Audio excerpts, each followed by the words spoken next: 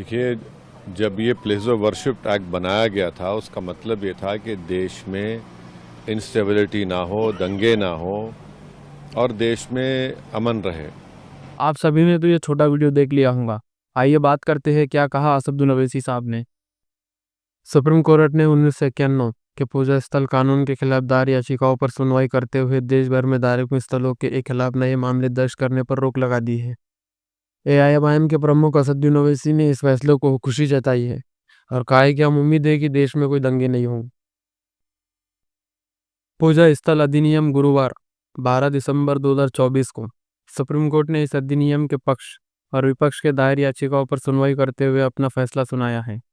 Court ने कहा है कि अगली सुनवाई तक मंदिर मस्जिद विवाद से कोई नया मामला दर्ज नहीं किया जाएगा। इसके अलावा निचली अदालतों को भी निर्देश दिया गया है कि इस समय किसी भी संरक्षण का आदेश ना दे।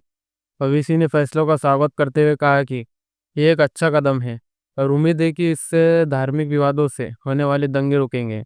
उन्होंने ये भी कहा है कि संभल में जो हुआ वो बेहद दुखद है, जहाँ निर्दोष लोगों की जान चली गई। सरकार से 4 सप्ताह के अंदर एफिडेविट फाइल करके जवाब मांगा है। दूसरी तरफ कहा है कि निचली अदालतों को कोई भी आप सर्वे का आप ऑर्डर नहीं देंगे जब तक कि सुप्रीम कोर्ट की ओर से इस पर कोई फैसला नहीं आ जाता। देखिए, जब ये प्लेस ऑफ वर्शिप एक्ट बनाया गया था उसका मतलब ये था कि देश में इंस्टेबिलिटी ना हो, दंगे ना हो और देश में अमन रहे।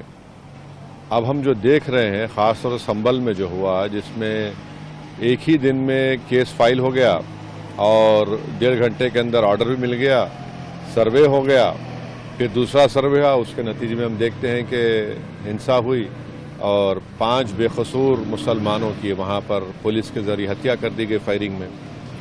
तो सुप्रीम कोर्ट का आज का फैसला उस एक्ट को सामने रखकर सुप्रीम कोर्ट ने कहा कि अब कोई सर्वे नहीं होगा, कोई केस कोर्ट हियर नहीं करेगी जब तक कि सुप्रीम कोर्ट उसकी हियरिंग को कंप्लीट नहीं करता, जो भी फैसला आएगा।